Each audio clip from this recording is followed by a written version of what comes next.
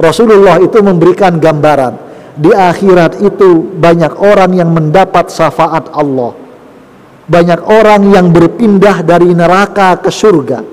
Gara-gara apa?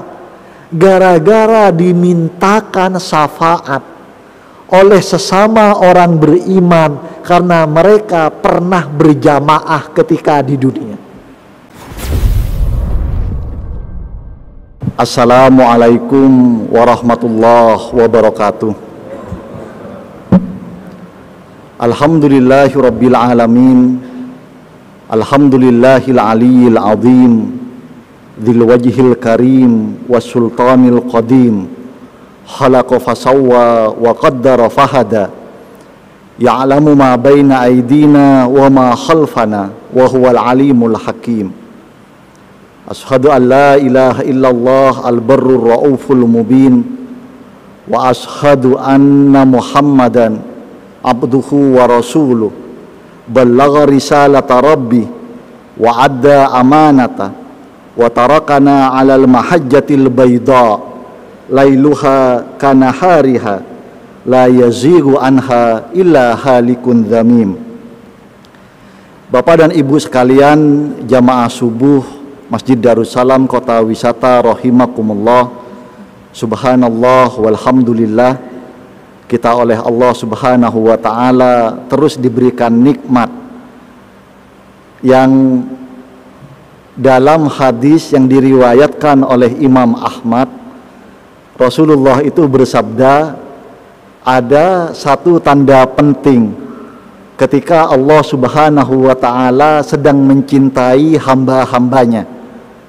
Rasulullah bersabda, idza ahabballahu 'abdan, kalau Allah sedang mencintai seorang hamba, ista'malahu, maka di antara tanda pentingnya adalah Allah mudahkan hamba itu untuk beramal soleh.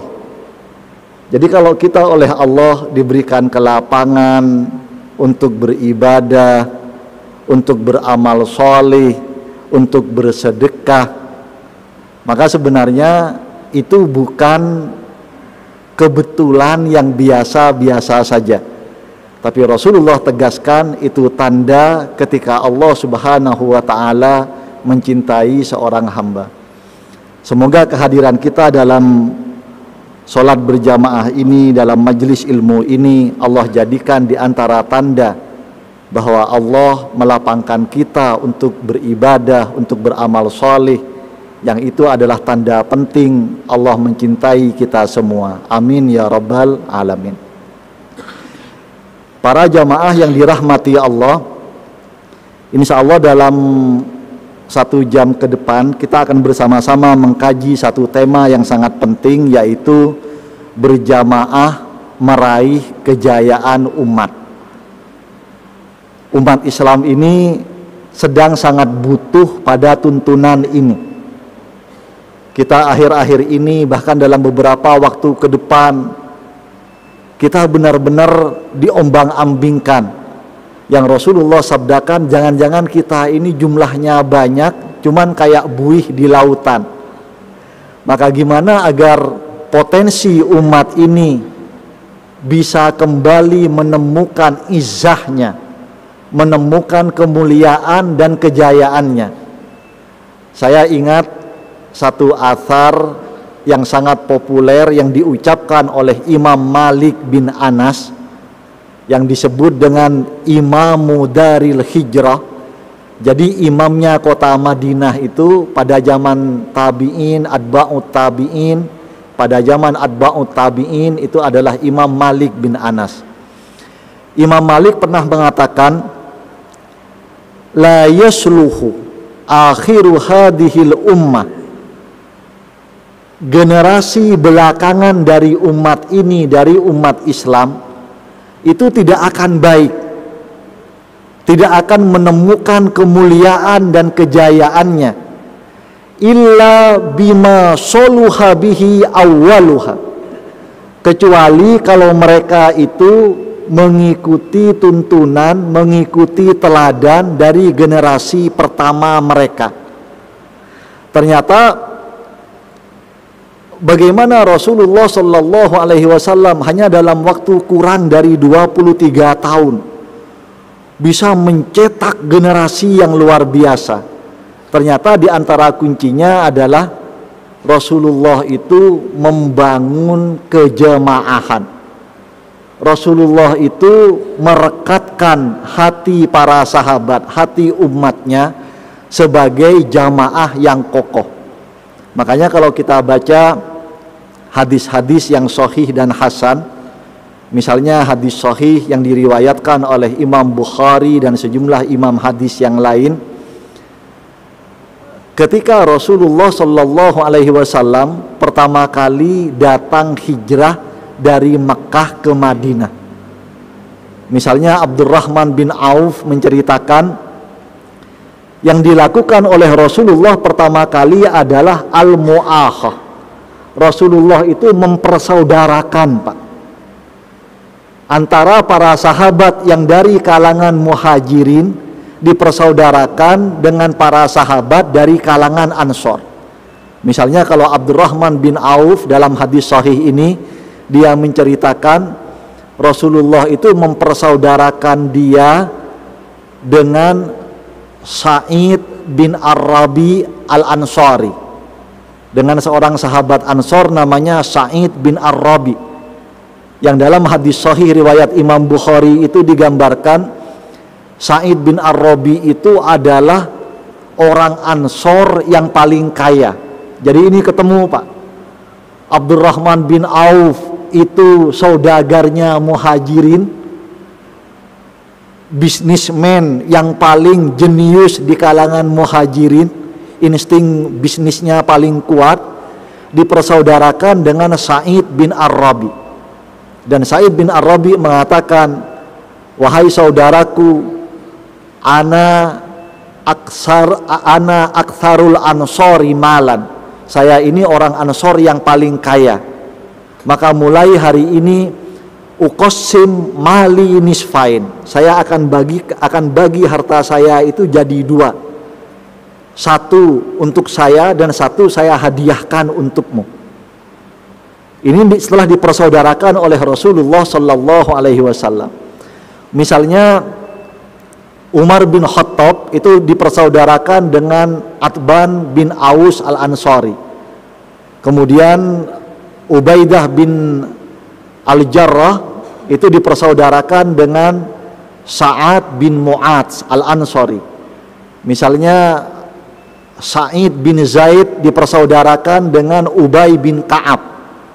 Jadi yang pertama dilakukan oleh Rasulullah Shallallahu Alaihi Wasallam sebagai fondasi dari umat Islam untuk membangun kejayaan umat Islam dalam waktu enggak lebih dari 11 tahun di Madinah, itu adalah membangun kejamaahan. Maka kalau umat Islam ini, generasi sekarang ingin meraih kejayaan dan kemuliaannya, di antara kunci pentingnya adalah kita harus membangun kejayaan umat ini. Kita harus menegakkan izzah dan kemuliaan umat ini secara berjamaah. Jangan sampai, Pak, cuman gara-gara beda ormas kita itu kemudian merusak kejamaahan kita. Cuman karena beda warna, yang satu warnanya warna afiliasi partainya, ada yang warna putih, ada yang warna biru, ada yang warna hijau, kemudian kita tidak berjamaah. Bapak dan Ibu yang dirahmati Allah, ada 3 renungan penting, ada 3 kiat penting dari Rasulullah Shallallahu Alaihi Wasallam bagaimana menegakkan kemuliaan umat ini dengan secara berjamaah.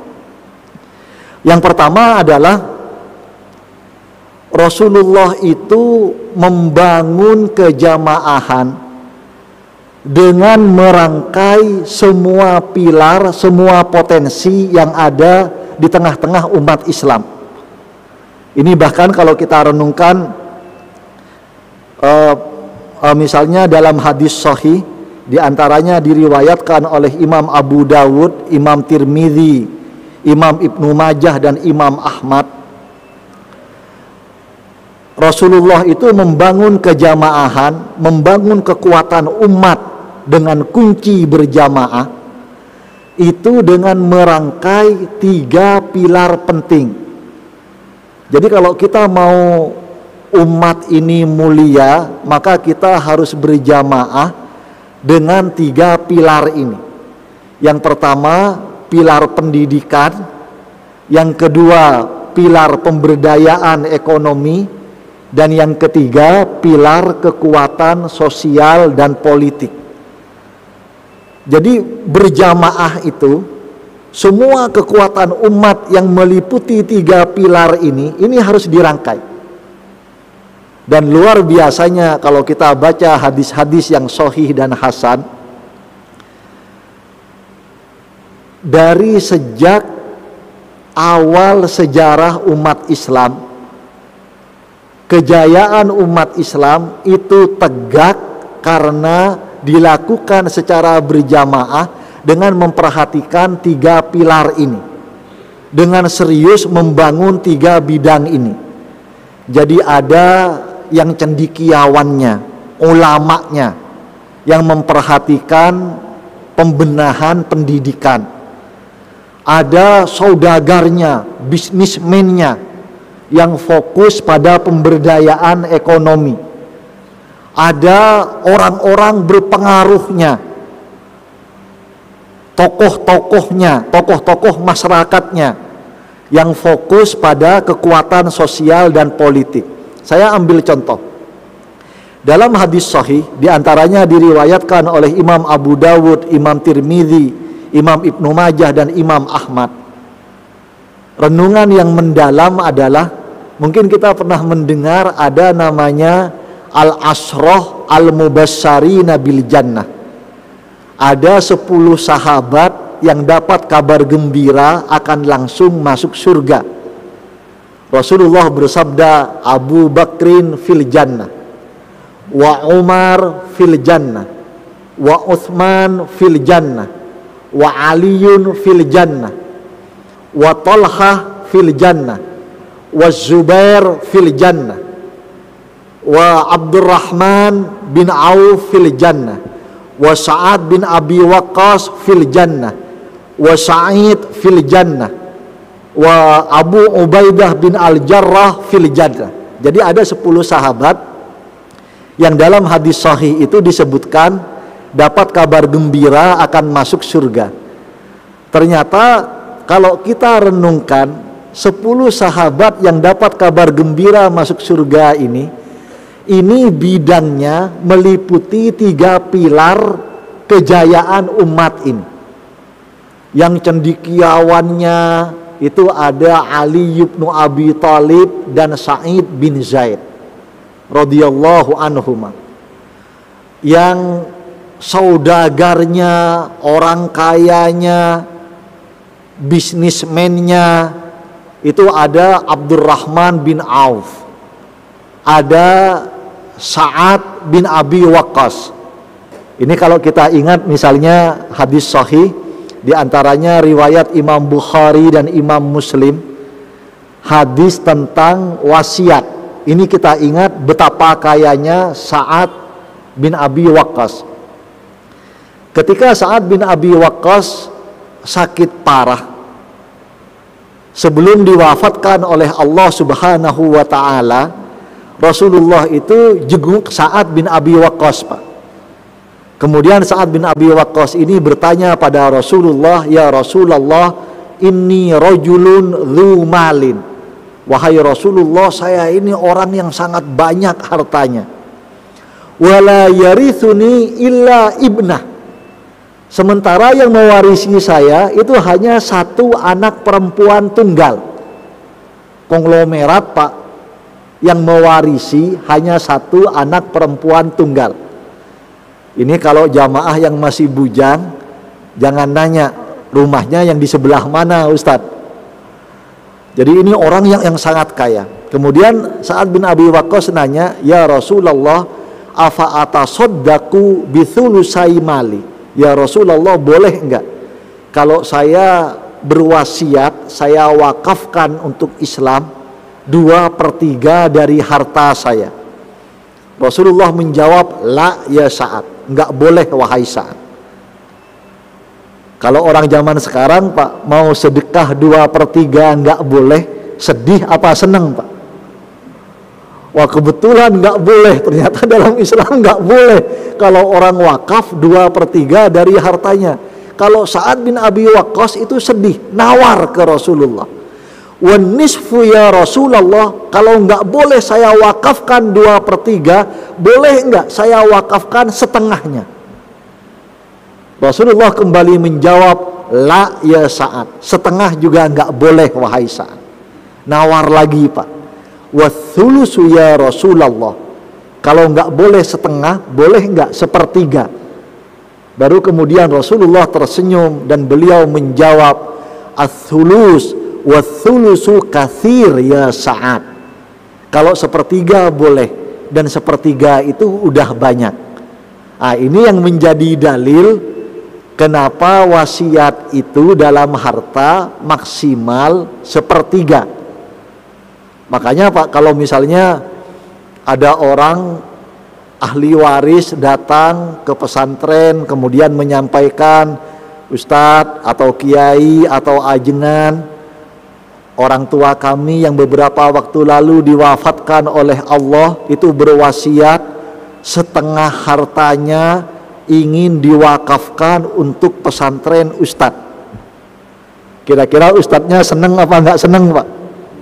Diterima apa enggak diterima Pak? Kebetulan apa enggak kebetulan? Jamaahnya enggak tahu hadis sahih riwayat Imam Muslim, Imam Bukhari, Imam Muslim, dan sejumlah imam hadis yang lain ini. Tapi yang benar adalah harusnya disampaikan. Kalau setengah enggak boleh. Yang bisa diterima sebagai wakaf dari jalur wasiat maksimal itu 1/3. Kalau mau setengah, silahkan 1/3 diterima sebagai wakaf dari wasiat itu langsung. Kalau mau nambah lagi jadi setengah, itu silahkan menjadi sedekah para ahli waris atas nama orang tuanya. Misalnya itu.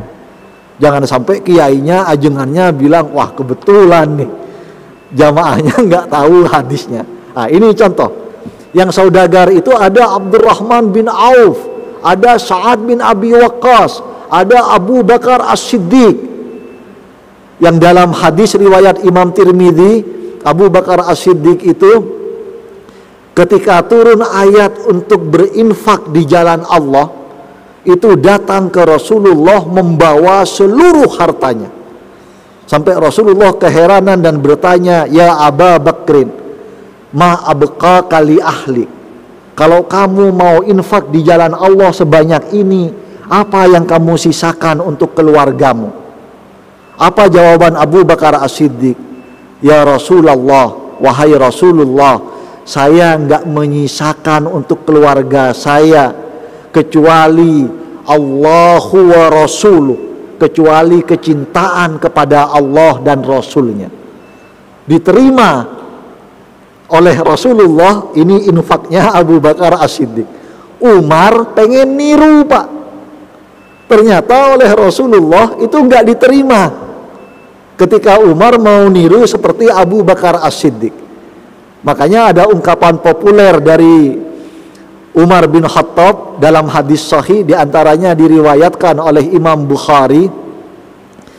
Umar itu mengatakan karena kejadian ini, "Lawuzina, kalaulah ditimbang imanu Abi Bakrin, iman Abu Bakar As-Siddiq, bi imani ahlil ardi jami'a, ditimbang dengan iman seluruh penduduk bumi kecuali Rasulullah dan para nabi dan rasul."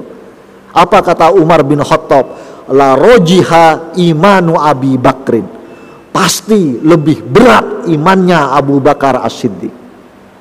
Nah, ini Abu Bakar As-Siddiq yang 10 sahabat dapat kabar gembira masuk surga. Ini yang kalangan kedua, yang saudagar, bisnismen, konglomerat dan seterusnya. Ada misalnya Tolha, ada misalnya Utsman dan seterusnya. Kemudian dari 10 sahabat yang dapat kabar gembira masuk surga ini, itu materinya belum tampil Pak ya. Padahal itu penting bikin PowerPoint agar Bapak Ibu enggak hanya ngaji nguping, tapi juga bisa nyatet dalilnya. Karena belajar agama itu harus berdasarkan dalil. Penting kita mengetahui dalilnya. Yang ketiga adalah orang yang punya pengaruh sosial politik. Jadi kalau umat itu ingin jaya, ingin mulia, umat Islam ini juga harus ada kalangan yang ketiga, yang berjamaah, yang bersinergi, yaitu tokoh-tokoh yang punya pengaruh sosial politik. Kalau di antara 10 sahabat yang dapat kabar gembira masuk surga, itu ada Umar bin Khattab radhiyallahu an. Saking besarnya pengaruh Umar bin Khattab ini, kalau kita ingat riwayat, Rasulullah itu pernah berdoa, ya Allah, tolonglah agama Islam ini dengan satu saja dari 2 orang yang punya pengaruh sosial politik sangat kuat di tengah orang Quraisy. Yaitu siapa Pak? Abu Jahal dan Umar bin Khattab. Ternyata yang dikabulkan oleh Allah yang masuk Islam adalah Umar bin Khattab. Ini 3 pilar ini harus ada dalam jamaah umat Islam. Ternyata kalau kita renungkan lebih jauh lagi, lebih jauh ke belakang, ternyata sejak awal Rasulullah Shallallahu Alaihi Wasallam menerima wahyu, syariat ini tegak, perjuangan ini bisa kokoh. Ini karena berjamaahnya 3 kalangan ini, berjamaahnya 3 pilar umat ini. Jadi awal-awal Rasulullah menerima wahyu di Gua Hira, kalau kita baca misalnya hadis sahih, diantaranya riwayat Imam Muslim dan Imam Ahmad, kita pernah dengar ada namanya Waraqah bin Naufal, yang itu keluarga dekat dari Khadijah binti Khuwailid radhiyallahu anha. Ketika Rasulullah menerima wahyu di Gua Hira, Rasulullah itu begitu shock sampai beliau itu gemetar. Ketika pulang ke rumah kemudian mengatakan kepada istri beliau Khadijah binti Khuwailid, selimuti aku, selimuti aku. Aku sangat takut, aku mengalami kejadian yang begitu dahsyat, selimuti aku. Kemudian setelah diselimuti, Rasulullah bercerita kepada Khadijah. Setelah itu Khadijah, setelah Rasulullah tenang, itu diajak bertemu dengan Waraqah bin Naufal. Yang Waraqah bin Naufal saat itu adalah ulamanya kalangan Nasrani di Mekah.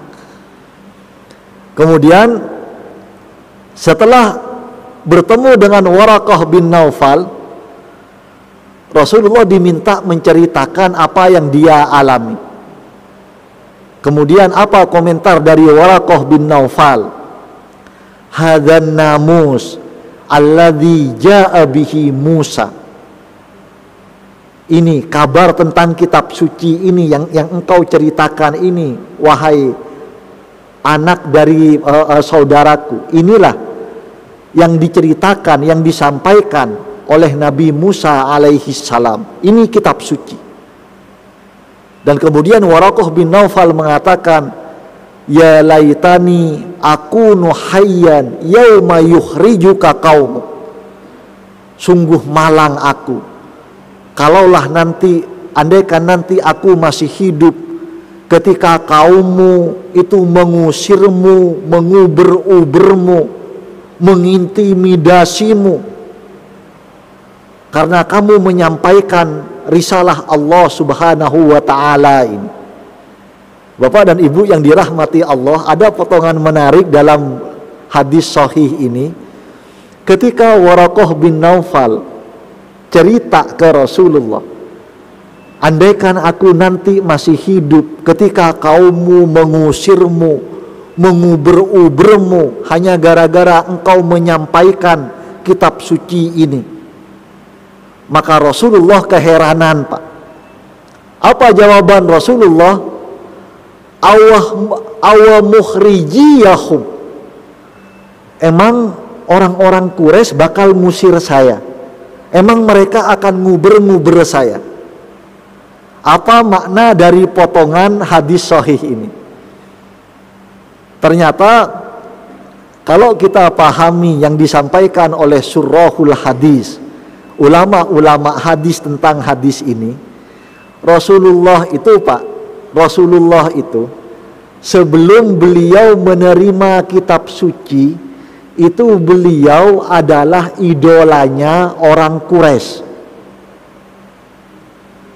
Rasulullah itu sebelum menyampaikan syariat Islam, sebelum menyerukan tauhid, Rasulullah itu adalah orang yang paling dicintai di kalangan orang Quraisy.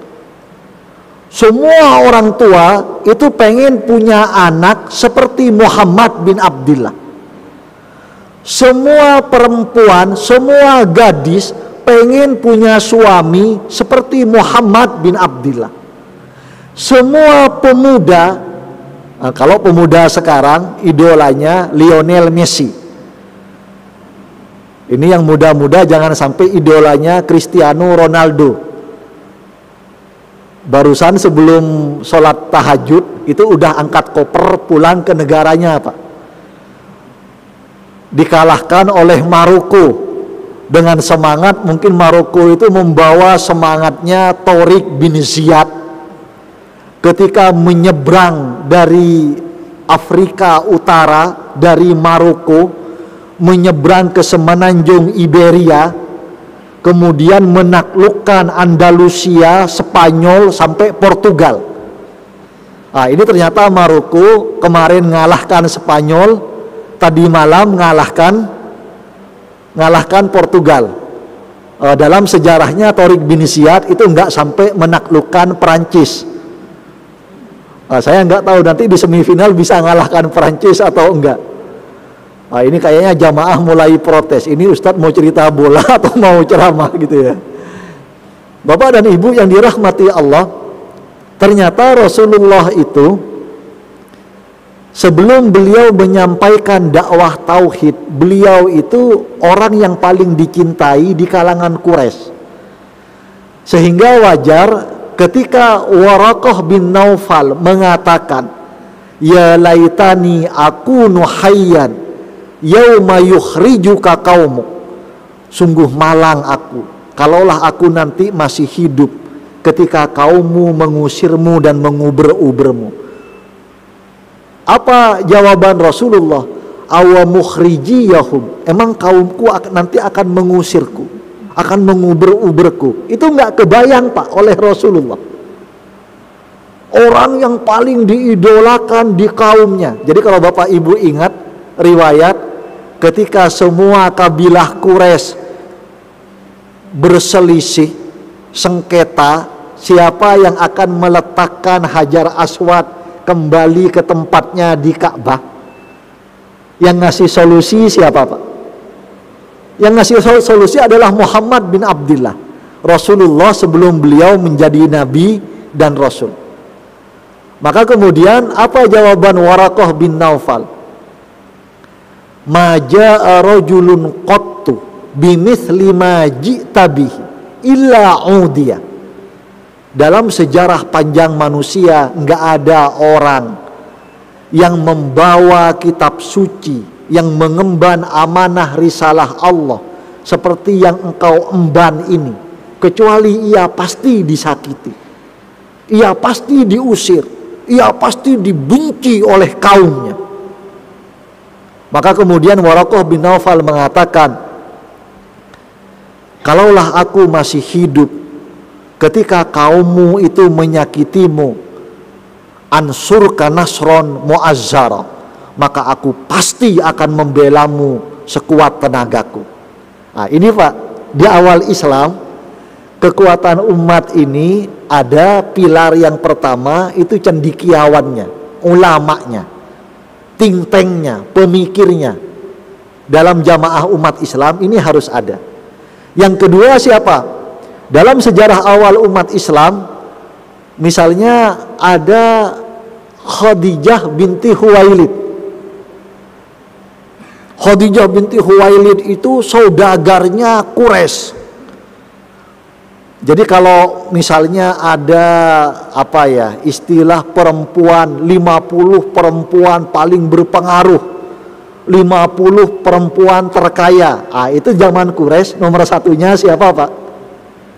Nomor satunya Khadijah binti Khuwailid.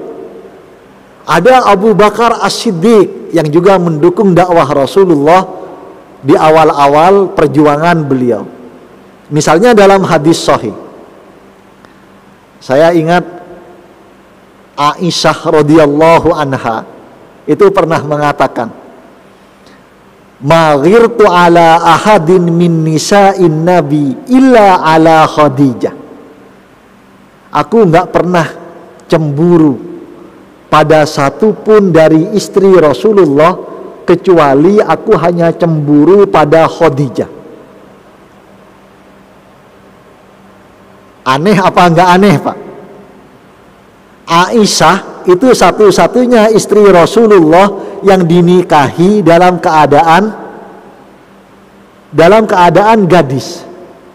Khadijah itu istri Rasulullah yang dinikahi Rasulullah umur 25 tahun, Khadijah umur berapa Pak? Khadijah umur 40. Tapi Aisyah mengatakan, ma ghirtu ala ahadin min nisa'in nabi illa ala Khadijah. Aku enggak pernah cemburu pada satupun istri Nabi kecuali pada Khadijah. Sampai Aisyah itu pernah keceplosan pada Rasulullah. Aisyah itu mengatakan, ya Rasulullah, kenapa sih selalu kok kelihatan banget cintanya pada Khadijah? Selalu nyebut Khadijah, kayaknya enggak bisa lepas kenangan tentang Khadijah. Kalau Rasulullah itu dapat rezeki, itu dipisahin Pak. Kemudian berbisik kepada asisten beliau, hadhihi li asdiqai Khadijah. Tolong berikan ini pada sahabat-sahabat dekat Khadijah. Ke sahabatnya aja ingat, apalagi ke Khadijahnya, kira-kira begitu. Sampai Aisyah itu mengatakan, waqad abdalakallahu khairan minha. Ya Rasulullah, kenapa sih kayaknya selalu mengenang Khadijah, padahal Allah itu sudah memberikan Anda ganti yang lebih dari Khadijah. Maksudnya siapa Pak? Wajar apa enggak perempuan muda ngerasa lebih dari almarhumah yang beda umurnya itu kurang lebih beda umurnya 36 tahun. Wajar enggak Pak? Gadis umur belasan tahun ngerasa lebih cantik dari nenek-nenek kira-kira kalau masih hidup itu udah umur 52 tahun. Maka apa jawaban Rasulullah sallallahu alaihi wasallam? Wallahi, demi Allah, ma abdalani Allahu khairan minha. Allah enggak pernah memberikan ganti untukku yang lebih baik dari Khadijah. Apa diantara alasannya? Wa wasatni bimaliha id haramani nas. Ada 4 alasan Rasulullah. Satu diantaranya karena Khadijah selalu membackup perjuangan dakwahku dengan totalitas hartanya. Ketika semua orang bahkan enggak mau menolong perjuangan dakwahku dengan hartanya, tapi Khadijah. Jadi pilar yang kedua, ada saudagar, ada konglomerat yang berjuang untuk kemuliaan umat ini. Yang ketiga siapa? Yang ketiga adalah tokoh yang punya pengaruh sosial politik. Di awal perjuangan Islam itu ada namanya Abu Thalib, paman Rasulullah Sallallahu Alaihi Wasallam. Dalam riwayat yang disampaikan oleh Imam Ibnu Ishaq dalam sirahnya, kita sering mendengar cerita ini, bagaimana Abu Jahal, bagaimana Ibnu Abi Umayyah bin Al-Mughirah, tokoh-tokoh besar Quraisy itu udah kehabisan akal sampai mereka datang pada Abu Thalib. Kemudian mengatakan, wahai bangsawan kaum kami, inna ibna akhik yasubbu alihatana. Itu anak dari saudaramu, itu keponakanmu, itu sering mencela Tuhan kita. Kemudian menyalahkan aba'ana, kemudian menyalahkan yang dilakukan oleh nenek moyang kita. Wa yufsidu abna'ana, dan meracuni otak dari anak-anak kita. Itu kami sudah nggak bisa lagi membendung keponakanmu itu. Kalaulah dia itu pengen menikah dengan perempuan yang paling cantik di Jazirah Arab, kami akan carikan perempuan paling cantik itu. Kalau dia menginginkan, dia pengen jadi orang yang paling kaya, kami akan kumpulkan semua harta kami dan kami jadikan dia orang yang paling kaya di Jazirah Arab. Kalau dia pengen jadi raja atas kami semua orang-orang Arab, kami akan membaiatnya sebagai raja. Asal apa? Udah, jangan menyerukan tauhid ini. Jangan nyalah-nyalahin berhala kami, Lata, Mana, dan seterusnya, Uzza, dan seterusnya.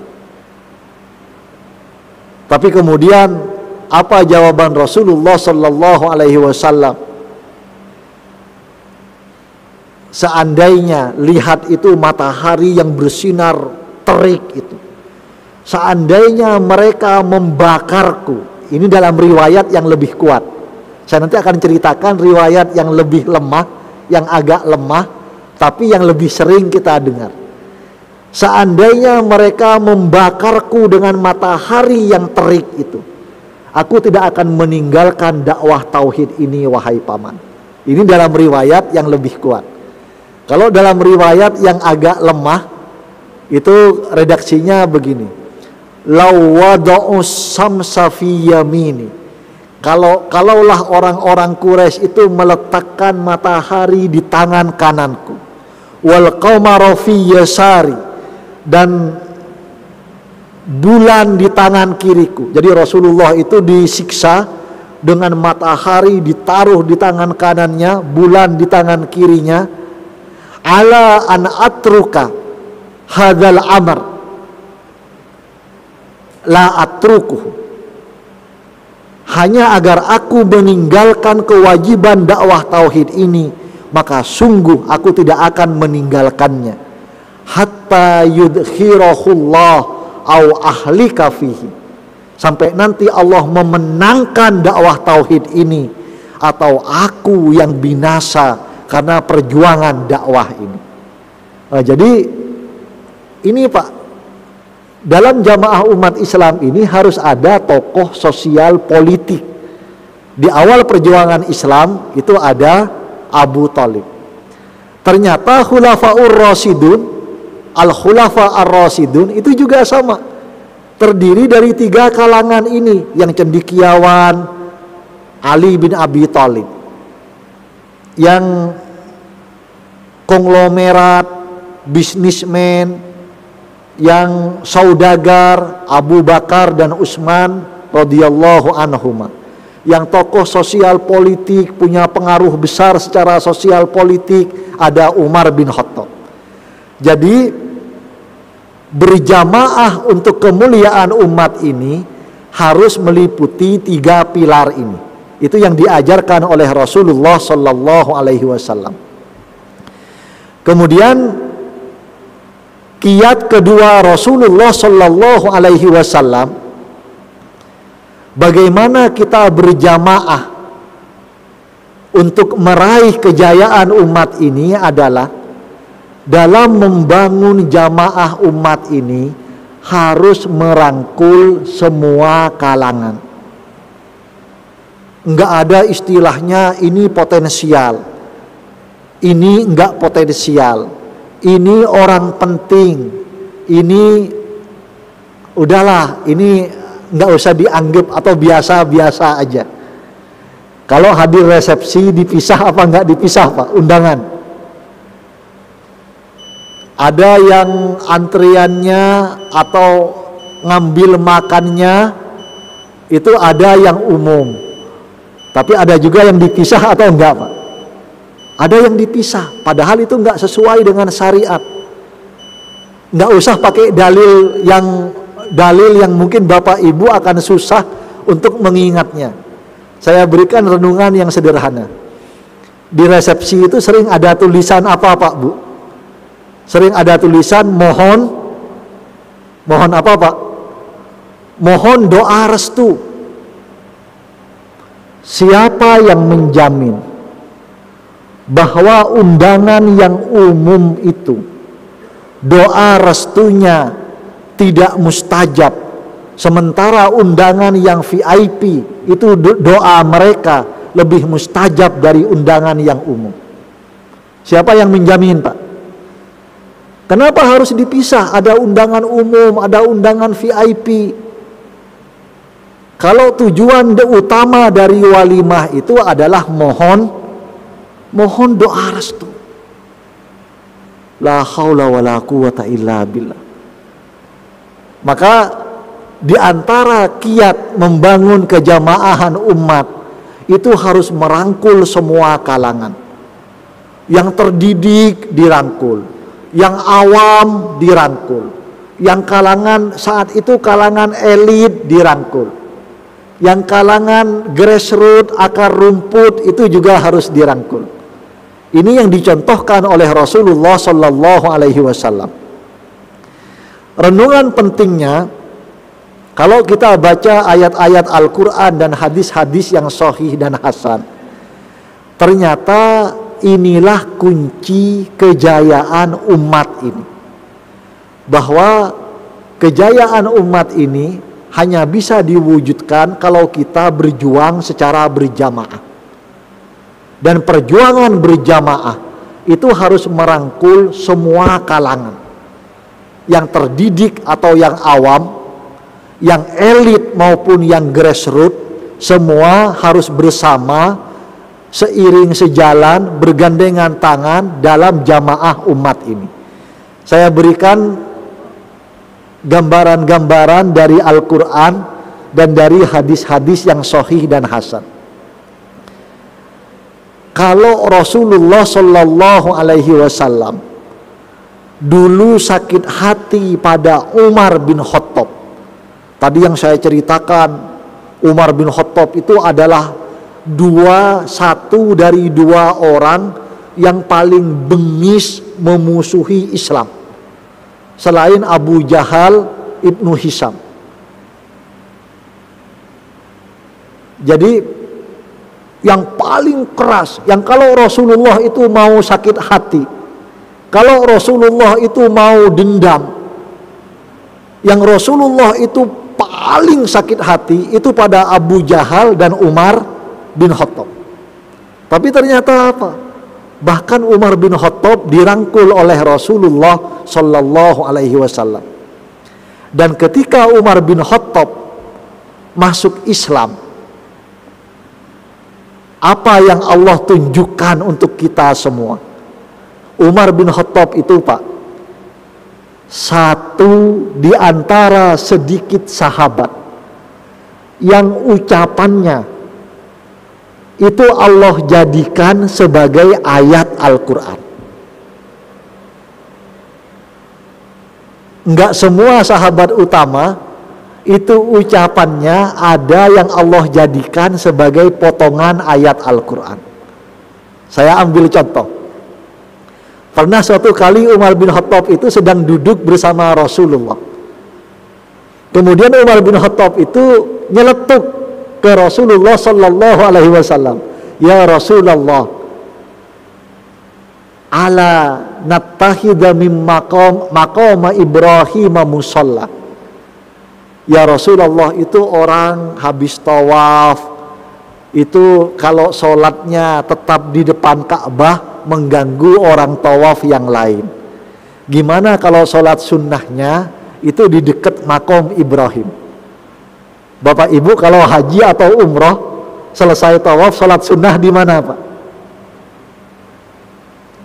Di depan makom Ibrahim.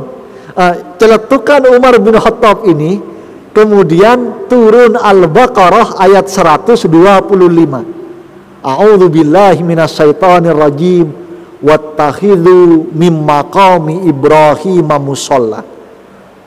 Dan jadikanlah sebagian dari makom Ibrahim itu sebagai tempat sholat. Ini ucapan Umar bin Khattab. Ada lagi misalnya, Umar bin Khattab itu satu dari putri beliau Hafsah binti Umar itu menjadi istri Rasulullah. Saya beberapa hari lalu itu ditanya oleh jamaah, Ustaz. Ustaz, apa dalam Islam itu ada tuntunan gimana keluarga tetap harmonis kalau gaji istri, penghasilan istri itu jauh lebih besar dari gaji suami? Ada banyak kejadian apa enggak, Pak? Gaji istrinya lebih besar dari gaji suaminya. Bapak-bapak sebagai suami kalau punya situasi seperti itu sering sakit kepala atau enggak, Pak? Ya Allah, gaji saya yang lebih besar aja, itu bener hadis sahih itu. Rasulullah ngingetin para istri jangan mudah ngeluh pada suami, jangan mudah membantah suami, karena kebanyakan isi neraka itu adalah perempuan. Itu benar, Ustaz. Apalagi kalau sampai gaji istri lebih besar dari gaji suami. Ini jamaah banyak yang senyum-senyum. Jangan-jangan di hati bapak-bapak ini kayaknya Ustadz juga ngalamin juga ini gitu ya. Maka saya katakan, Khadijah dengan Rasulullah itu gajinya lebih besar siapa, Pak? Asetnya itu lebih banyak siapa, Pak? Rasulullah itu karyawannya Khadijah. Ada jamaah lain yang pernah nanya juga, Ustadz, apakah dalam Islam ada tuntunan kalau istri itu kurang terus, padahal udah dikasih nafkah lebih dari cukup? Nah, ini saya mau cerita. Umar bin Khattab itu pernah negur putrinya. Karena Rasulullah itu kalau umat Islam bawa harta rampasan perang, Rasulullah itu membagi ke para sahabat. Sampai kemudian istri Rasulullah itu saling ngomong, kemudian semua itu pada apa, Pak ya? Kalau istilah orang Jawa itu ngedumel. Kalau istilah orang kota wisata apa, Pak? Ngedumel itu apa, Pak? Ngedumel itu apa, Pak? Ngedumel itu menggerutu. Istri Rasulullah itu semua menggerutu. Dapat harta rampasan perang banyak kok kita nggak kebagian. Gitu, Pak ya. Maka kemudian Umar bin Khattab ketika anak perempuannya Hafsah binti Umar kedengaran oleh Umar ngedumel seperti itu, Umar komentar, moga-moga aja kalau Rasulullah menceraikan kamu karena akhlak kamu yang seperti itu. Mudah-mudahan Allah menggantikan untuk Rasulullah istri yang lebih baik dari kamu. Ini komentar Umar pada Hafsah. Ternyata apa? Komentar Umar ini oleh Allah dijadikan ayat Al-Quran. Di surat Al-Ahzab ayat 53 langsung turun ayat, Allah berfirman, A'udzu billahi minasyaitonir rajim, asa rabbuhu semoga Robnya Muhammad, Robnya Rasulullah, intallaqokunna, kalau Rasulullah itu sampai menceraikan kalian, istri Rasulullah Sallallahu Alaihi Wasallam, maka Rasulullah akan menggantikannya, maka Allah akan menggantikan untuk Rasulullah azwajan khairam minkun. Allah akan menggantikan istri yang lebih baik dari kalian, istri-istri Rasulullah.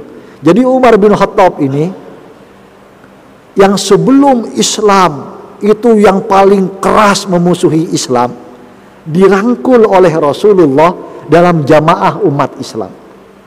Dan setelah masuk Islam, kemudian menjadi orang yang paling teguh dalam membela syariat Islam. Saya ingat satu hadis sahih, di antaranya diriwayatkan oleh Imam Bukhari. Rasulullah itu Pak sampai pernah komen ke Umar bin Khattab. Tapi kalau bahasa hadisnya bukan komen. Komen itu kan bahasa medsos gitu Pak ya. Cuman agar Bapak Ibu mudah membayangkan, saya pinjem bahasa medsos ini. Rasulullah itu pernah komen gimana keteguhan Umar bin Khattab pada syariat Islam setelah mendapat hidayah Islam. Rasulullah itu pernah komen, Yabnal Khattab, wahai Umar bin Khattab, malakiyaka syaitanu qattu salikan fajjan illa salaka fajjan ghaira fajji. Wahai Umar bin Khattab, setan itu enggak akan pernah papasan di jalan yang sama dengan jalan yang kamu lewati. Karena kalau setan itu akan melewati suatu jalan, yang jalan itu dilewati oleh Umar bin Khattab, illa salaka fajjan ghaira fajji, maka setan itu akan langsung, apa Pak ya istilah orang Indonesia ya, akan langsung belok kiri, nyari jalan lain, jalan yang gak dilewatin oleh Umar bin Khattab. Ini teguhnya Umar bin Khattab pada syariat Islam setelah memeluk agama Islam. Renungan yang lain lagi, kalau kita baca sejarah itu, di antara tokoh yang besar pengaruhnya dalam perjuangan umat Islam itu adalah Khalifah Umar bin Abdul Aziz. Oh, ternyata apa hebatnya? Umar bin Abdul Aziz itu adalah cicit dari Umar bin Khattab. Karena ibu dari Umar bin Abdul Aziz itu adalah cucu dari Umar bin Khattab. Ibu Umar bin Abdul Aziz namanya Laila. Laila itu anak dari Asim. Asim itu satu dari anak Umar bin Khattab. Jadi kalau diurut-urut nasabnya, ibu dari Umar bin Abdul Aziz itu Laila bintu Asim bin Umar bin Khattab. Ini kalau sampai Umar bin Khattab enggak dirangkul oleh Rasulullah, maka enggak akan ada asbabun nuzul sejumlah ayat Al-Quran tadi. Kalau sampai Umar bin Khattab enggak dirangkul oleh Rasulullah, padahal cicit dari Umar bin Khattab itu termasuk tokoh yang berpengaruh besar dalam perjuangan umat Islam. Hanya 2,5 tahun menjadi khalifah, tapi bisa menghilangkan kemiskinan di Jazirah Arab di antara umat Islam. Saya berikan contoh lain. Di antara sahabat itu ada yang benar-benar masuk Islam dalam keadaan awam. Namanya Wa'il bin Hujur. Jadi kalau Bapak Ibu misalnya lagi belajar tuntunan sholat, di antara sahabat yang paling banyak, yang termasuk paling banyak meriwayatkan hadis tentang sholat, itu namanya Wa'il bin Hujur. Kalau dalam Kutubut Tis'ah, hadis-hadisnya itu lebih dari 70 hadis. Dan banyak hadis riwayat Wa'il bin Hujur itu tentang tata cara sholat. Misalnya begini, Di antara bapak ibu ada yang sholatnya kalau takbir tangannya setinggi telinga. Ada enggak Pak? Allahu Akbar setinggi telinga. Itu hadis riwayat Wa'il bin Hujur. Kalau yang setinggi pundak Allahu Akbar itu riwayat dari Abdullah bin Umar. Kalau ada yang sholat bersedekapnya, kalau ada yang sholat antara suara takbir dengan gerakan mengangkat tangan itu bersamaan, Allahu Akbar bersamaan suaranya dengan gerakannya, itu riwayat Wa'il bin Hujur. Riwayat lain ada yang gerakan dulu baru bersuara Allahu Akbar, ada yang suara dulu baru gerakan, tapi yang bersamaan itu riwayat Wa'il bin Hujur. Yang dalam sholat naruh tangan kanan di atas tangan kiri, ada nggak Pak Bu? Bersedekapnya begini, itu riwayat Wa'il bin Hujur. Yang kalau mau sujud lutut dulu baru tangan, ada nggak Pak? Ada yang tangan dulu baru lutut, tapi ada yang lutut dulu baru tangan. Itu riwayat yang lutut dulu baru tangan, itu riwayat Wa'il bin Hujur. Bapak Ibu jangan nanya, kalau yang riwayatnya kepala dulu baru tangan dan lutut itu riwayat siapa Ustadz? Itu enggak ada riwayatnya. Jadi pilihannya cuma dua, mau tangan dulu baru lutut atau mau lutut dulu baru tangan. Nah, yang lutut dulu baru tangan itu riwayat Wa'il bin Hujur.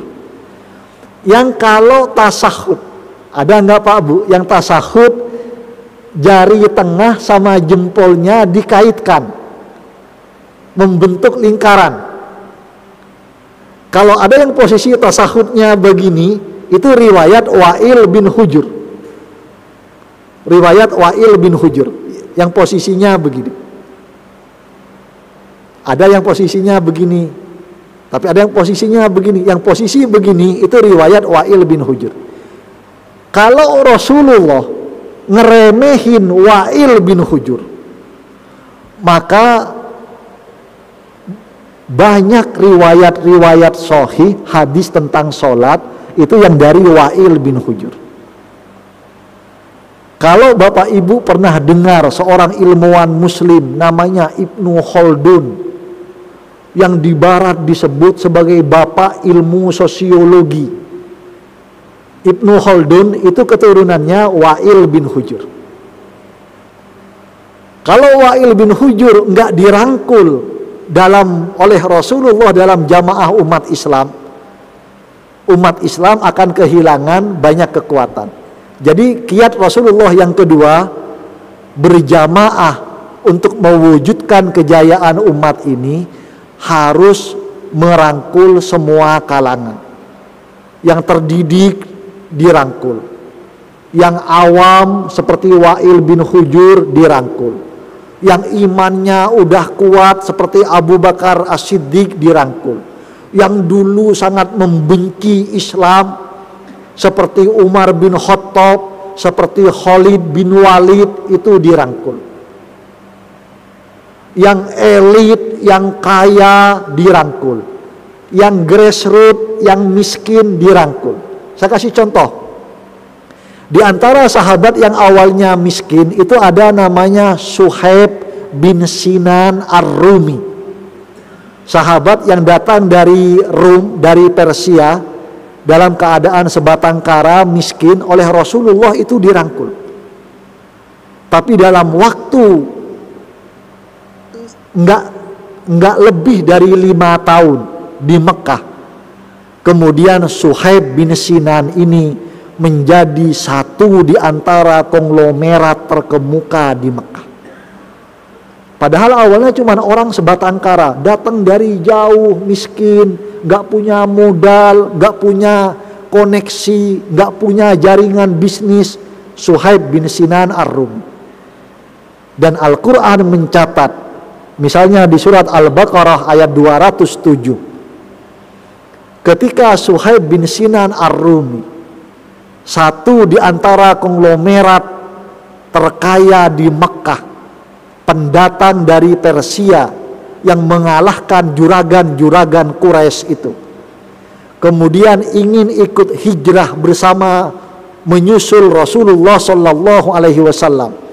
Suhaib bin Sinan itu Pak dihadang oleh orang-orang musyrikin Quraisy, dan orang musyrik Quraisy mengatakan, wahai Suhaib, dulu engkau datang dari negerimu enggak bawa duit sepeser pun, terlunta-lunta, miskin, kucel, kumuh. Hanya gara-gara engkau bisnis di Mekah ini, engkau jadi konglomerat seperti ini. Maka kalau kamu mau ikut hijrah menyusul Muhammad, engkau enggak boleh bawa asetmu sepeser pun. Kira-kira Suhaib mau apa enggak mau, Pak? Kira-kira Suhaib bin Sinan keberatan atau enggak keberatan, Pak? Apa jawaban Suhaib bin Sinan Ar-Rumi? Jawaban Suhaib bin Sinan Ar-Rumi, kalau aku tinggalkan semua asetku ini untuk kalian, terserah kalian. Boleh enggak aku menyusul Rasulullah Shallallahu Alaihi Wasallam hijrah ke Madinah? Apa jawaban orang Quraisy? Karena mereka nganggep itu enggak mungkin. Maka orang-orang Quraisy mengatakan, asal kamu meninggalkan semua asetmu untuk kami, engkau boleh hijrah menyusul Muhammad. Dan Suhaib dengan tersenyum dan entengnya mengatakan, semua asetku silahkan engkau ambil. Aku dulu datang untuk beriman pada risalah Rasulullah Sallallahu Alaihi Wasallam. Aku nggak punya aset sepeser pun.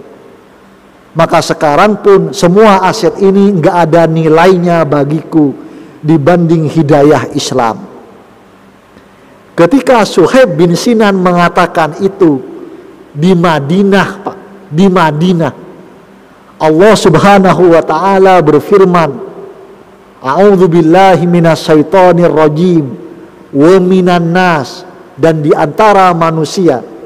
Surat Al-Baqarah ayat 207. Mayyasri nafsahu, yang mengorbankan dirinya, mengorbankan kepentingan hidupnya, mengorbankan hasratnya, ibtigha mardatillah, semata-mata karena mengharapkan ridho Allah Subhanahu wa ta'ala. Suhaib bin Sinan belum nyampe ke Madinah, pujian Allah itu udah turun pada Rasulullah, didengar oleh para sahabat, menjadi firman Allah, surat Al-Baqarah ayat 207. Dan sejarah mencatat, ketika Suhaib bin Sinan akan tiba di Madinah, Abu Bakar, Umar, semua sahabat utama menunggu di gerbang kota Madinah memeluk Suhaib dan mengatakan, ya nikmal baik wahai Suhaib, sungguh transaksi yang sangat menguntungkan wahai Suhaib. Suhaib bingung, Pak. Suhaib bingung, semua sahabat meluk dan mengatakan, sungguh beruntung transaksi bisnismu wahai Suhaib. Suhaib mengatakan, saya transaksi apa? Baru diceritakan asbabun nuzul, wa minan nasi may yasri nafsahu ibtigha'a mardatillah wallahu raufum bil ibad. Bapak dan Ibu yang dirahmati Allah, ini waktunya sampai jam berapa, Pak ya? Sampai jam 9. Oh enggak ya, sampai jam berapa, Pak? Oh, waktunya kalau 5 menit lagi bisa, Pak ya? 5 menit lagi sebelum suruk sudah masuk. Apa renungan ketiga dari Rasulullah Sallallahu Alaihi Wasallam? Kenapa perjuangan untuk menegakkan kejayaan umat ini harus berjamaah? Jangan sampai gara-gara ormas, apalagi gara-gara beda warna partai, la haula wala quwata illa billah. Ada yang lebih parah, jangan sampai gara-gara cuman beda jadwal kajian. Ada Pak yang beda jadwal kajian terus nggak mau berjuang berjamaah. La haula wala quwata illa billah. Renungan yang ketiga dari Rasulullah Sallallahu Alaihi Wasallam. Kalau perjuangan umat ini benar-benar ikhlas kita lakukan dengan berjamaah, maka dari awal sampai ujung akhirnya Allah akan mencurahkan keberkahan dan pertolongannya. Dari awal perjuangan itu diniatkan sampai nanti ujung perjuangan itu di akhirat yang abadi, Allah akan mencurahkan untuk setiap komponen, untuk setiap orang, untuk setiap bagian dari perjuangan umat itu, Allah akan curahkan keberkahan dan pertolongannya. Dalam hadis sahih, diantaranya diriwayatkan oleh Imam Tirmidzi, Rasulullah itu memberikan renungan yadullah ma'al jamaah. Pertolongan Allah itu akan datang bersama perjuangan yang dilakukan secara berjamaah. Berjamaah itu Pak Bu, bukan hanya di sholat. Kalau di sholat itu ada dua seruan. Yang pertama, hayya 'alas sholah. Hayya 'alas sholah itu adalah seruan agar kita berjamaah di masjid. Seruan yang kedua apa Pak? Seruan yang kedua adalah hayya 'alal falah. Kalau kita kumpulkan ayat-ayat Al-Quran, al-falah itu adalah kita berjamaah di luar masjid. Na'udzubillah min dzalik. Jangan sampai umat ini sholatnya berjamaah, tapi ekonominya sikut-sikutan. Na'udzubillah min dzalik. Kita semua sudah semangat, sudah dapat hidayah Allah, sudah sadar. Kalau hayya 'alas sholah berbondong-bondong datang ke masjid kita berjamaah. Jangan sampai secara sosial, secara politik, kita itu kemudian enggan berjamaah. Hati kita enggak tertaut untuk berjamaah. Hayya 'alas sholah itu satu paket dengan hayya 'alal falah. Enggak boleh kita itu hanya menerima adzan, saya mau hayya 'alas sholahnya saja. Saya enggak mau hayya 'alal falah. Sama di adzan itu ada dua paket yang nggak boleh dipisahkan. Kalau orang mau hayya 'alas sholah tapi nggak mau hayya 'alal falah. Kalau orang hanya mau berjamaah ketika di masjid tapi nggak mau berjamaah ketika berekonomi, nggak mau berjamaah ketika bersosial, nggak mau berjamaah ketika berpolitik untuk perjuangan umat, maka sama dengan dia memisahkan antara hayya 'alas sholah dengan hayya 'alal falah. Satu paket yang lain dalam adzan apa? Asyhadu alla ilaha illallah, itu satu paket dengan asyhadu anna Muhammadar Rasulullah. Boleh enggak Pak? Orang cuman mau asyhadu alla ilaha illallah tapi enggak mau nerima asyhadu anna Muhammadar Rasulullah. Itu enggak bisa. Orang-orang Syiah, kesalahannya apa? Yang membuat orang Syiah itu sesat, mereka itu nerima utuh asyhadu alla ilaha illallah, tapi mereka enggan untuk nerima asyhadu anna Muhammadar Rasulullah. Ditambah asyhadu anna Muhammadar Rasulullah wa anna aliyan waliyullah. Nggak mau nerima asyhadu anna Muhammadar Rasulullah dengan tulus, dengan utuh.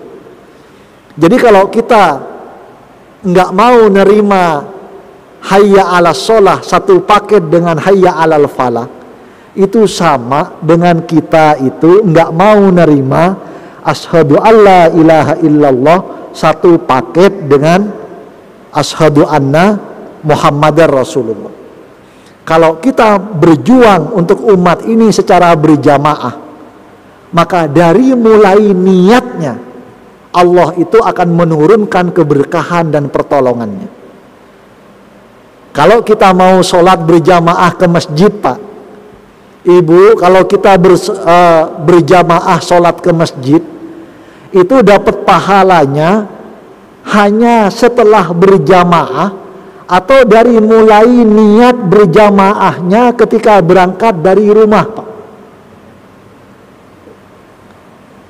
Dalam hadis sahih, di antaranya diriwayatkan oleh Imam Muslim, Rasulullah Shallallahu Alaihi Wasallam itu pernah bersabda begini: kalau di antara orang beriman itu wudu dengan benar, kemudian berangkat ila baitin min buyutillah liyaqdiya faridatan min faraidillah, kemudian berangkat ke masjid untuk melaksanakan sholat. Apa sabda Rasulullah Sallallahu Alaihi Wasallam? Fama kanat khutwatahu, maka tidaklah kedua ayunan langkahnya, illa kecuali ihdahuma tahuttu khati'atan, satu langkahnya menghapus dosa, wal ukhra tarfa'u darajatan, langkah satunya lagi mengangkat derajatnya.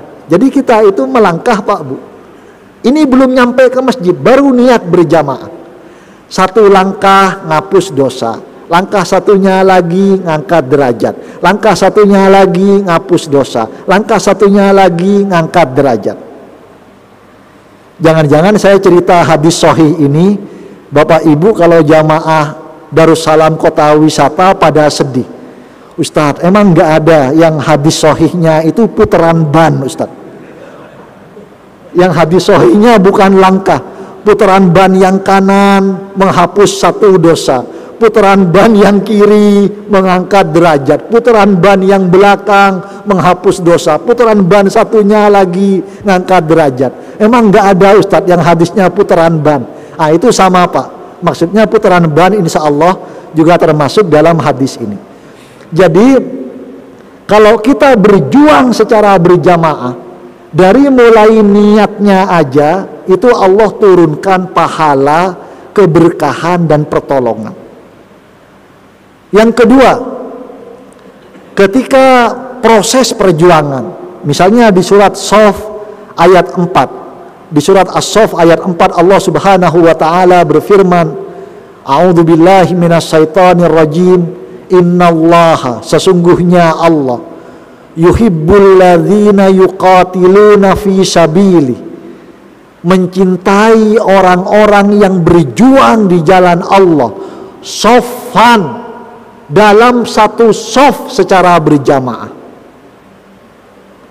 Para ulama tafsir diantaranya Imam At-Tabari mengatakan bersaf dalam berjuang, Allah firmankan di surat As-Saff ayat 4 ini itu dalam peperangan, tapi juga Allah syariatkan dalam sholat, Allah juga perintahkan dalam perjuangan umat yang lain. Jadi kita bersaf ini enggak hanya dalam sholat, tapi dalam perjuangan di luar masjid kita juga harus rapi satu shaf. Dan gak perlu nunggu komando, seperti kita mau sholat ratusan ribu orang di masjid, di Masjidil Haram, kapasitasnya bisa 600.000 orang, 800.000 orang. Itu gak ada, Pak, perintah luruskan tangan, gerak, itu gak ada. Tapi semua langsung rapi dalam satu shaf. Dalam ekonomi, dalam sosial, dalam politik, kita juga harus punya kemampuan merapikan shaf seperti dalam sholat. Berikutnya, dalam hadis-hadis yang sahih dan hasan, dalam banyak ayat Al-Quran, Allah memberikan renungan. Perjuangan secara berjamaah itu tidak cukup dengan bershaf, tapi kekuatan besar lainnya adalah doa. Misalnya dalam hadis hasan diriwayatkan oleh Imam Tirmidzi, Rasulullah Shallallahu Alaihi Wasallam itu pernah bersabda, yang bisa mengubah takdir, itu adalah doa. La yuruddul qada illa doa. Jadi ikhtiar kita ini Pak Bu, ini nggak cukup. Usaha perjuangan kita itu membutuhkan doa yang juga dilakukan secara berjamaah. Semakin banyak yang mendoakan, semakin besar peluang kejayaan umat ini. Kemudian yang terakhir, bahkan nanti di akhirat, orang-orang yang berjuang secara berjamaah, yang barangkali ibadah pribadinya, amal solih individualnya, kebaikan-kebaikan perseorangannya tidak cukup untuk menjadi tiket masuk surga. Dalam hadis sahih, diantaranya diriwayatkan oleh Imam Bukhari, Imam Ibnu Majah dan Imam Ahmad, Rasulullah itu memberikan gambaran, di akhirat itu banyak orang yang mendapat syafaat Allah, banyak orang yang berpindah dari neraka ke surga. Gara-gara apa?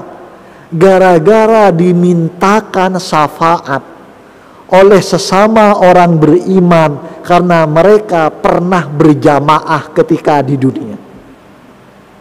Rasulullah menggambarkan ketika banyak orang beriman itu masuk surga duluan, ternyata banyak yang wajahnya itu enggak lepas bahagia. Dan Allah bertanya, kenapa kalian setelah masuk surga kok kayaknya masih ada yang mengganjal, kayaknya masih ada beban. Maka ternyata orang-orang yang masuk surga duluan ini kemudian ngadu kepada Allah, Rabbana, wahai Rabb kami, mana saudara-saudara kami yang dulu di dunia. Dalam hadis riwayat Imam Ahmad, riwayat Imam Ibnu Majah, orang-orang ini menyampaikan ke Allah, yusalluna ma'ana, yang dulu sholat berjamaah bersama kami, kenapa mereka sekarang gak ada di surga bersama kami? Wa yahujjuna ma'ana, yang dulu pernah haji bersama kami, kenapa gak kami lihat di surga ini?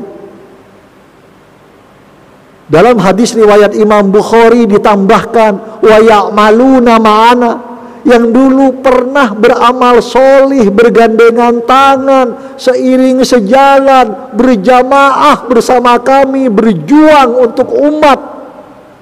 Kenapa kami tidak melihat mereka di sini? Kemudian karena permintaan orang-orang yang pernah berjamaah dalam sholatnya, berjamaah dalam hajinya, berjamaah dalam perjuangan amal solihnya, demi ekonomi umat, demi kekuatan sosial umat, demi martabat politik umat.